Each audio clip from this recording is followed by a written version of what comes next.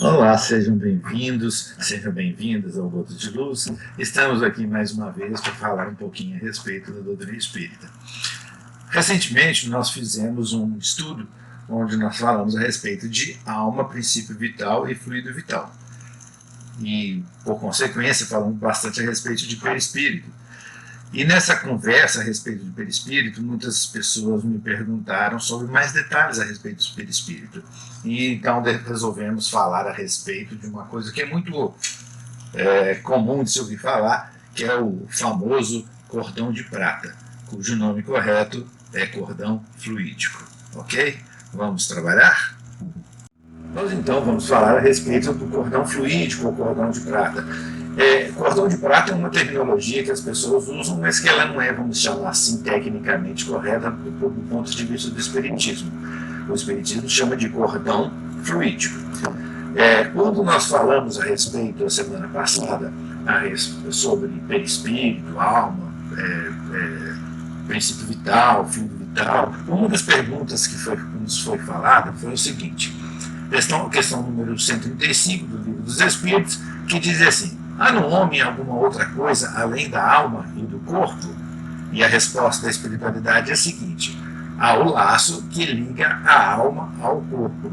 Muitas das vezes, quando se fala a respeito desse laço que liga a alma ao corpo, muita gente faz a associação ao cordão de prata, ou o cordão fluídico, melhor dizendo, né? Então ele vai dizer o seguinte: de que natureza é esse laço? Ou seja, do que é feito esse laço? Isso a gente já trabalhou numa palestra passada sobre isso, né? O laço é semimaterial, isso é, de natureza intermediária entre espírito e corpo, e é preciso que assim seja para que os dois possam se comunicar um com o outro. Por meio desse laço é que esse espírito atua sobre a matéria reciprocamente. Também naquele estudo, se você não viu, veja, né, nós mostramos dizendo que é o seguinte: o homem é formado de 3 partes essenciais, resumindo, né? O corpo, ou ser material, análogo dos animais e animado pelo mesmo princípio vital. Também o princípio intermediário, ou perispírito, substância semimaterial, que serve de primeiro envoltório ao espírito e ligar ao corpo, tais no fruto, o germe, o perisperma e a casca. E, finalmente, a alma, o espírito encarnado que tem no corpo a sua habitação. Essa ligação que existe entre o princípio intermediário, ou perispírito, e o corpo, ou ser material, ele é feito através de uma série de ligações do corpo físico ao corpo espiritual. E essas ligações é que vão dar origem ao chamado cordão fluídico. Vamos entender um pouco mais a esse respeito.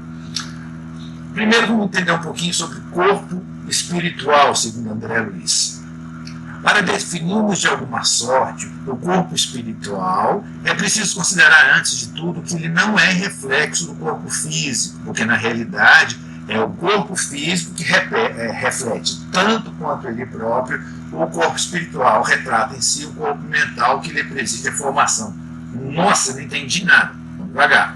Primeiro, eu tenho corpo físico e eu tenho corpo espiritual, né? Corpo físico, corpo espiritual. Muita gente entende, né, que o perispírito, ou o espírito simplesmente, é um reflexo do nosso corpo físico, e não é assim. Na verdade, o que acontece é o contrário. O nosso corpo físico é que reflete, por sua vez, o perispírito.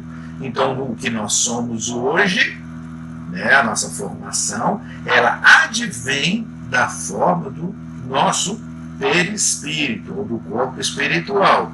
E o corpo espiritual, por sua vez, reflete o que André Luiz vai chamar de corpo mental. Ai, Brasil, peraí, mas não era espírito, perispírito e corpo? Naquele estudo, inclusive, que nós fizemos anteriormente, nós dissemos que Kardec simplifica isso um pouco para ficar mais fácil, mas existem outros corpos espirituais. Por exemplo, no livro Nosso Lar, eu falei isso também lá no outro estudo, André Luiz estava em nosso lar, ele sai do corpo espiritual e vai encontrar a mãe dele numa cidade espiritual superior. Ele sai como? Um outro corpo. Então existem outros corpos. E André Luiz nos fala assim: o corpo mental, assinalado experimentalmente por diversos estudiosos, é o envoltório sutil da mente e que por agora não podemos definir com mais amplitude de conceituação, além daquela em que tem sido apresentado pelos pesquisadores encarnados, e isso por falta de terminologia adequada no dicionário terrestre. Na verdade, gente, é porque é muito sutil, muito complicado para a gente entender, nos falta sentido para poder compreender isso. Mas ele dá uma dica que existe um corpo mental e existe a mente, e ele separa uma coisa da outra. Para a gente entender bem isso, nós temos que falar um pouquinho a respeito de corpo físico. Então nós vamos falar rapidamente, não queremos aqui ser muito técnicos, mesmo porque nós não temos formação na área de medicina, para poder falar sobre isso, né, mas vamos falar rapidamente a respeito de sistema nervoso e os centros vitais. O nosso objetivo de falar do sistema nervoso é explicar como que funciona a questão dos centros vitais. Primeiramente, nós temos no nosso corpo o cérebro, né, que está dentro da nossa cabeça e que segue pela nossa coluna o que ele chama de medula alongada, que é uma extensão do nosso cérebro, ok? Que desce pela coluna, ela vai descendo, né? E vai dar acesso ao sistema nervoso central. Então eu tenho o cérebro que passa por uma coluna central, que vai distribuir o sistema nervoso através do nosso corpo. Então, cada terminação nervosa do nosso corpo, que a gente vai ver pelos pelinhos que tem aqui, por exemplo, se você puxa um pelinho, você sente a dor, né? Bom, pelo menos eu que tenho no braço cabeludo, a gente sente aqui.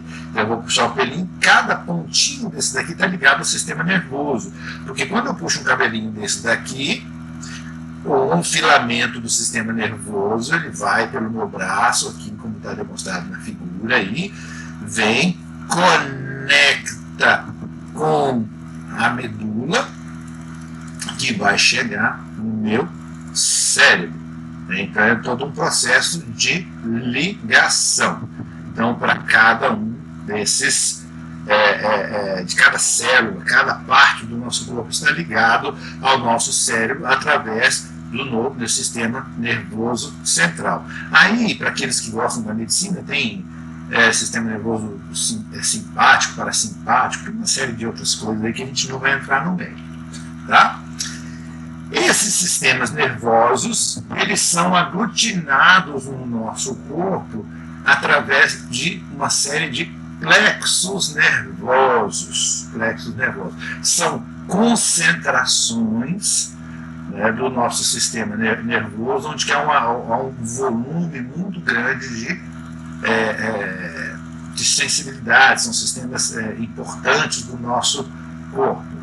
Então, por exemplo, a gente vai ter plexo braquial, plexo cardíaco, plexo solar, plexo mesentérico, plexo sagrado, plexo hipogástrico, né? E alguns outros. Alguém vai perguntar para você: isso são chakras? Não, isso não são os chakras. Já já eu explico o que são chakras. Inclusive, a gente não usa essa terminologia no espiritismo. No espiritismo não existem chakras, né? O que existem são os centros vitais, que eu vou mostrar para vocês, que tem uma relação com os chakras. A palavra chakra, ela vem do idioma hindu, né? Que ele vai falar que são discos, né? E a gente pode, num outro momento, falar a respeito somente dos chakras. Então, você vendo do lado, não dá para você diferenciar muito do do sistema nervoso, mas se você olhar assim de frente, né, os plexos, eles, através do cordão, né, de ligação, você vai ver os plexos são concentrações, onde a gente vê através dos cordões de gânglios, né, que são essas ligações aqui, que vão ligar uma série de plexos. Então, para você ver uma concentração nervosa muito grande aqui na área do estômago, uma concentração nervosa na área do coração, e assim por diante. A gente por exemplo, a gente ouve falar muito em plexo solar, porque ele corresponde a um centro vital, né? E a gente vai mostrar isso na próxima imagem. Mas não confunda plexo com chakra. Plexo é do sistema nervoso central, é físico, tá bom? Continuando. Então, nós temos plexos e os centros vitais. Os plexos, como eu disse, estão no corpo físico. E os centros vitais são manifestações energéticas do nosso perispírito, né? E é o que é chamado, que as pessoas, essa imagem que vocês estão vendo aí, ela é muito comum, que vai mostrar para a gente os nossos 7 centros vitais. Os centros vitais, eles é através dele que há um processo de conexão do perispírito com o corpo físico. E onde que essa conexão vai acontecer? Essa conexão, ela vai acontecer junto dos plexos, né? E centro vital é espiritual e plexos são físicos. Então, eles se manifestam no corpo físico através do sistema central, né? E a gente tem 5 grandes conjuntos de plexos, que são o laríngeo, o cardíaco, o esplênico, o gástrico e o genésico, que correspondem, por sua vez, com os centros vitais. O chamado centro vital frontal, que ele é chamado de terceiro olho, né, pelo pessoal do Oriente, e o coronário, que está aqui em cima, eles não estão ligados a plexos. Esses dois aqui de cima, eles estão ligados com o cérebro diretamente. E os outros estão ligados aos centros, ao centro nervoso, aos plexos e os seus respectivos gânglios, ok? Então, corpo físico e corpo espírito. Vamos ver o corpo do espírito. Vamos ver o que o livro dos Espíritos fala sobre essas coisas. É dolorosa a separação da alma e do corpo? Né? Mas o que tem a ver? Você estava falando de centro, e daí virou e falou de separação da alma do corpo. É porque o espírito está ligado no corpo físico, e a resposta a gente vai ver aqui através do sistema nervoso. E ele diz assim: não, o corpo quase sempre sofre mais durante a vida do que no momento da morte. A alma, nenhuma parte toma nisso. Os sofrimentos que algumas vezes se experimentam no instante da morte são um gozo para o espírito, que vê chegar ao termo do seu exílio. Na morte natural, há quem sobrevém pelo esgotamento dos órgãos em consequência da idade, o homem deixa a vida sem perceber. É uma lâmpada que se apaga por falta de óleo. Como se opera a separação da alma e do corpo? Rotos os laços que retinham, ela se desprende. Rotos os laços, que laços? O sistema nervoso central, que está no corpo físico, e o sistema dos centros vitais conectados. É como se eles se amarrassem um aos outros. Né? E essa amarração é que faz com que estejamos encarnados. A separação se dá instantaneamente por brusca transição? Ou haverá alguma linha de demarcação nitidamente traçada entre a morte? O que acontece? A resposta: não. A alma se desprende gradualmente, não se escapa como um pássaro cativo que se restitua subitamente à liberdade. Aqueles dois estados se tocam, confundem, de sorte que o espírito se solta pouco a pouco dos laços que o prendiam. Esses laços se desatam, não quebram. Então, não há uma ruptura. Se eu pegar um pedaço de madeira e forçar, de repente ela quebra. Tac! Não é assim que a morte acontece. Ela não faz de uma vezada só. Fulano está vivo e fulano está morto. Não é assim. É um processo de entrelaçamento. Se a gente acompanhar no livro Os Obreiros de Vida Eterna, a desencarnação de Dimas, eles vão explicar direitinho lá. E eles vão falar que nós temos, né, três grandes centros, que é o centro vegetativo, né, que fica na região da barriga e aí para baixo, né, o centro emocional, que está aqui da laringe ao coração, e o centro cerebral. Então, quando eles começam o processo de desencarnação, eles vão fazendo o quê? Eles vão desligando gradativamente o indivíduo. Então, quem é enfermeiro, médico, pessoa que já conviveu na área de saúde, sabe bem como é que é isso. É muito comum, né, acontecer primeiramente um esfriamento dos membros inferiores, porque há um desligamento.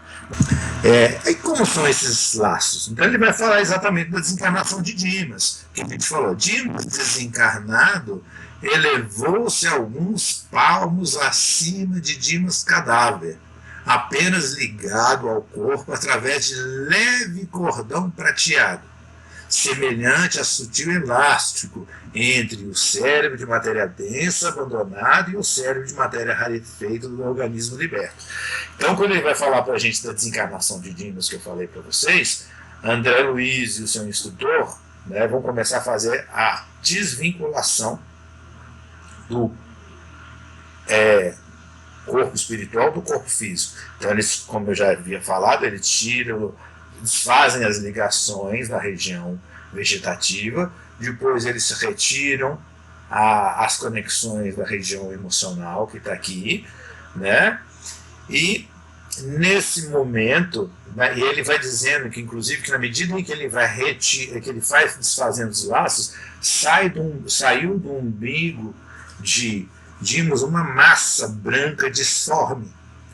Aí, quando ele mexeu nessa região, saiu pela boca mais um pouco dessa porção.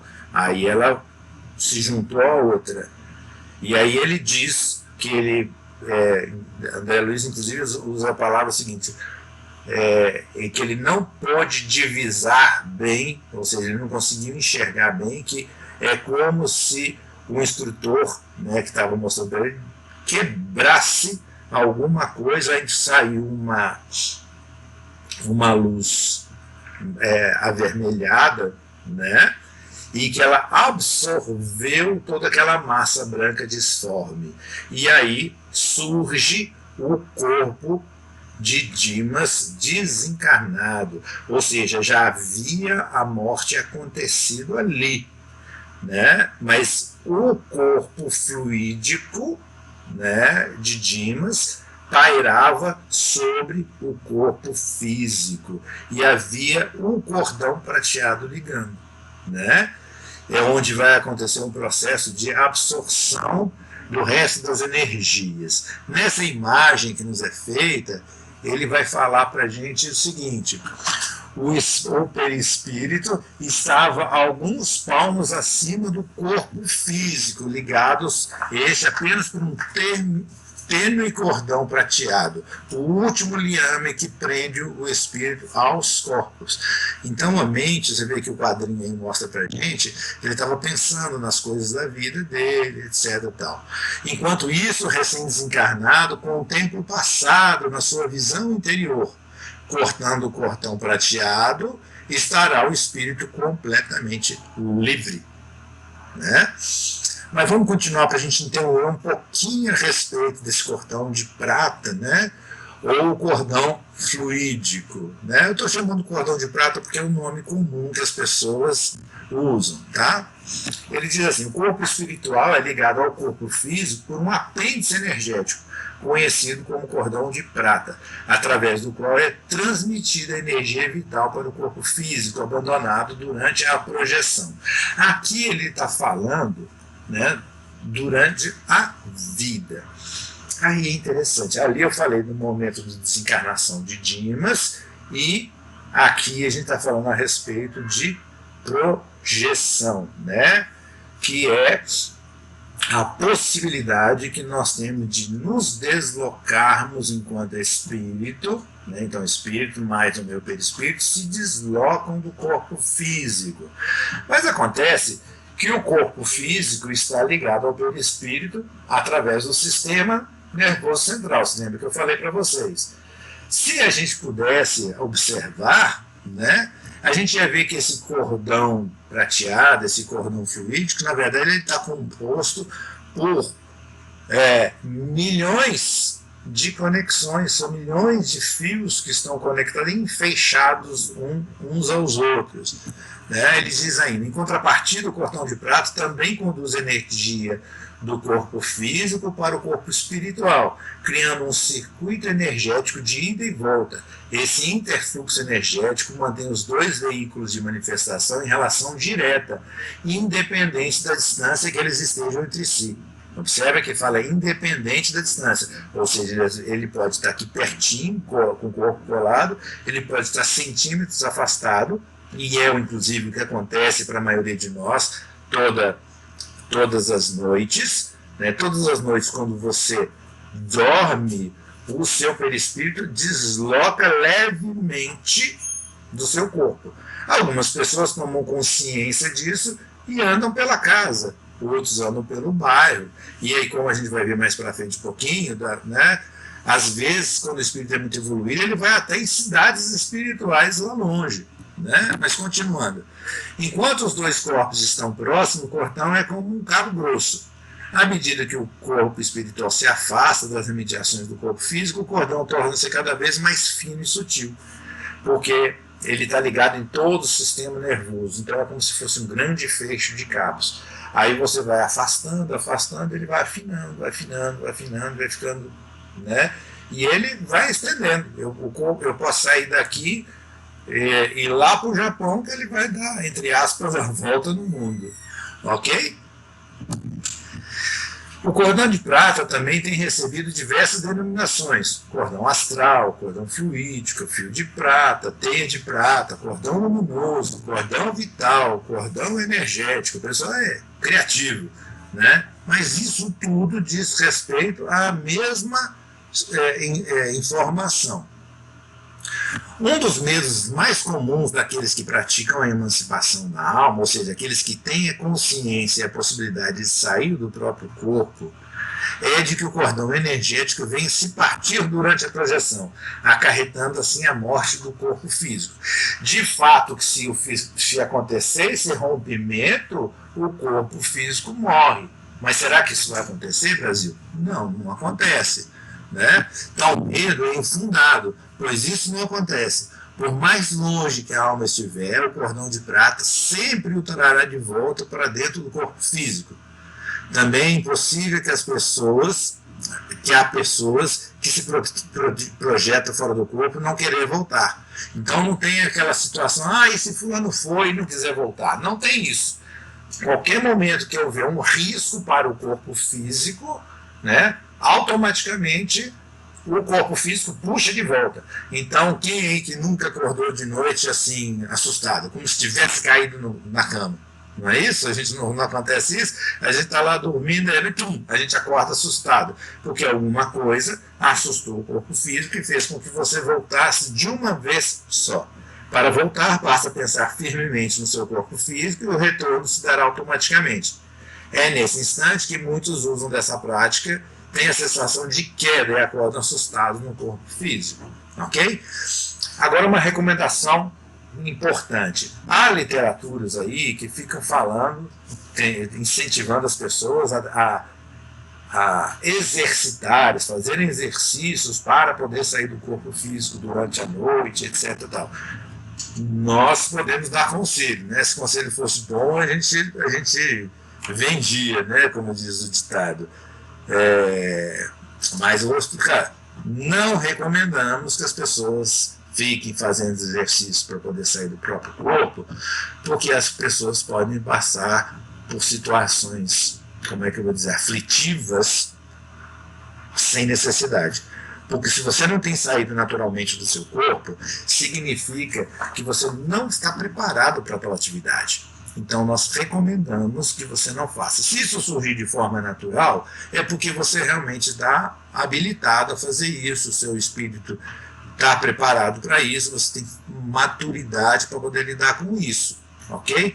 Então recomendamos que você não faça isso se você não tiver realmente,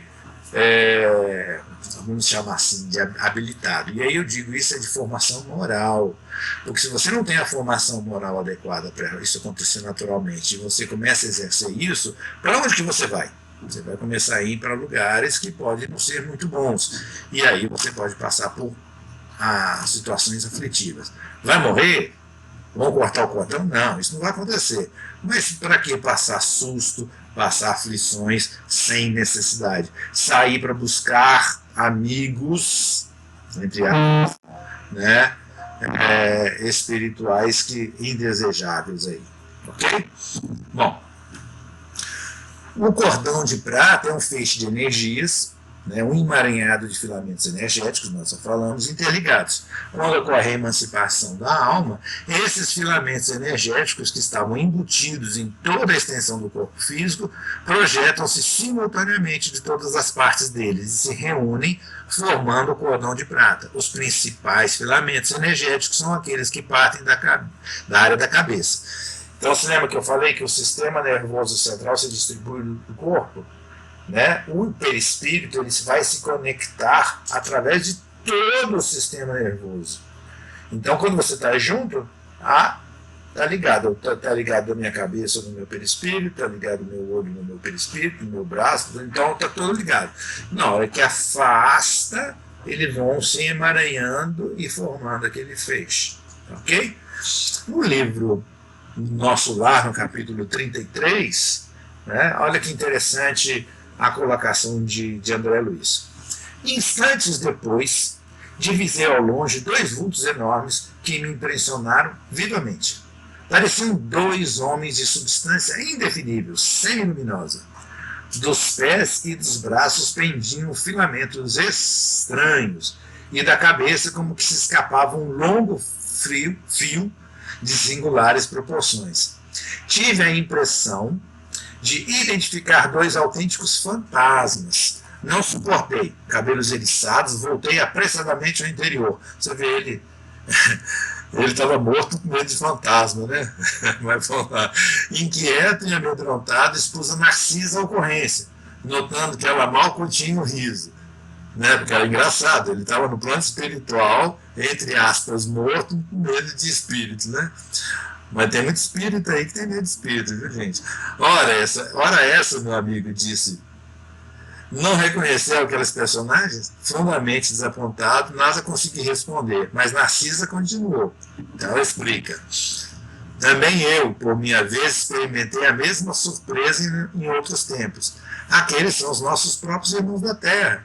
Tratam-se de poderosos espíritos que vivem na carne em missão redentora e podem, como nobres iniciados da eterna sabedoria, abandonar o veículo corpóreo, transitando livremente em nossos planos. Ou seja, esses daí são espíritos de alta evolução, são missionários na Terra. Um Chico Xavier, por exemplo, certamente ia lá no plano espiritual toda noite, saía do corpo físico e ia lá bater papo com o Emmanuel, com o André Luiz, com esse pessoal todo. A gente, no máximo que a gente faz, a gente dá um pulinho na sala de estar da nossa casa, cada um segundo sua possibilidade, né? Aí diz assim, vejamos o que diz André Luiz na obra Mecanismos da Mediunidade. Aí nós vamos ver uma definição mais técnica de André Luiz. Esse livro, Mecanismo da Mediunidade, é um livro que fala sobre os aspectos mais técnicos, né? Ele vai falar assim, ele define por um fio tenuíssimo, fio esse muito superficialmente comparável, de certo modo, à onda do radar, que pode vencer imensuráveis distâncias, voltando inalterável ao centro emissor. Não obstante, sabemos que semelhante confronto resulta de todo impróprio para o fenômeno que estudamos no campo da inteligência. O que acontece, né, é que, isso é muito interessante, essa definição de André Luiz, porque nos parece estranho um fio que estica, estica, estica, é porque a gente está pensando em coisas materiais. Né? Você não conhece nenhum fio na Terra que vai esticar para sempre. Né? Mas não é exatamente, ele não é material, ele é um fio energético que vai conectar. Né? E ele ainda diz mais, é o ponto de ligação do ponto de prata nos corpos. Os principais filamentos energéticos são aqueles que partem da nossa área da cabeça, através dos chakras coronário e frontal, a partir da fossa romboide, segundo André Luiz, em Evolução dos Dois Mundos, na página 167, pelo menos na edição que nós temos aqui, no interior do crânio. Então a fossa romboidal é essa parte aqui, ó, né? Na parte dobrada, o cordão de prata se liga na parte posterior da cabeça astral. Então ele sai daqui, né? E na parte da frente do espírito desconectado, né? Então é assim que acontece. Então, o cordão fluídico, ele é nada mais que as ligações do perispírito com o nosso corpo físico, que se estende e nos mantém conectados ao corpo. Ele vai ser rompido quando? No momento do nosso desenlace, quando a gente desencarnar. Recomendações: não fiquem fazendo exercício de saída do corpo físico, não. Algumas pessoas têm essa mediunidade, essa possibilidade de fazer isso com maior facilidade e tem bastante utilidade, é muito utilizado, inclusive, pela espiritualidade superior para poder ajudar em resgates, etc. Espero que esse estudo tenha sido útil para vocês e até uma próxima vez. Muito obrigado.